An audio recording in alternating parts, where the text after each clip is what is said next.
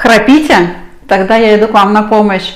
3 приема, которые нужно делать непосредственно перед сном, и тогда вы выспитесь как младенец. Или покажите эти упражнения тому, кто храпит. Для начала берем костяшки пальцев и проминаем вот таким образом вокруг носа, вокруг спинки носа. Вот такими вот движениями. И повращали переносицу. Так, чтобы почувствовали, что дыхание освободилось.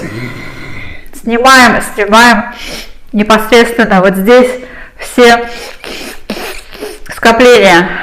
Вот таким образом костяшечками проминаем, расслабляем. Далее нам нужно укреплять язык и горло. Сначала вытягиваем язык вниз и вверх, к подбородку и к носу.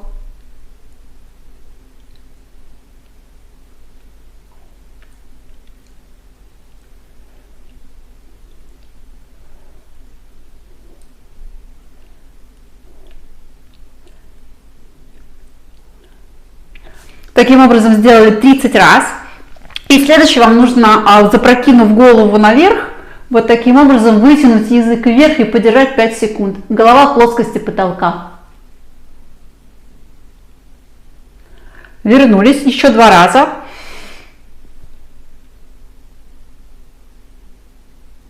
Вернулись. И еще раз.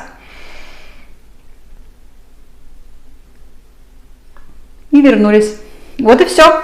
Делайте только непосредственно перед сном, буквально, ну, максимум там минут за 15-20. Можно увеличить количество повторов и времени массажа, если у вас прям такой серьезный храп. И старайтесь это делать ежедневно, так все будет сходить на нет, меньше, меньше и меньше. Попробуйте.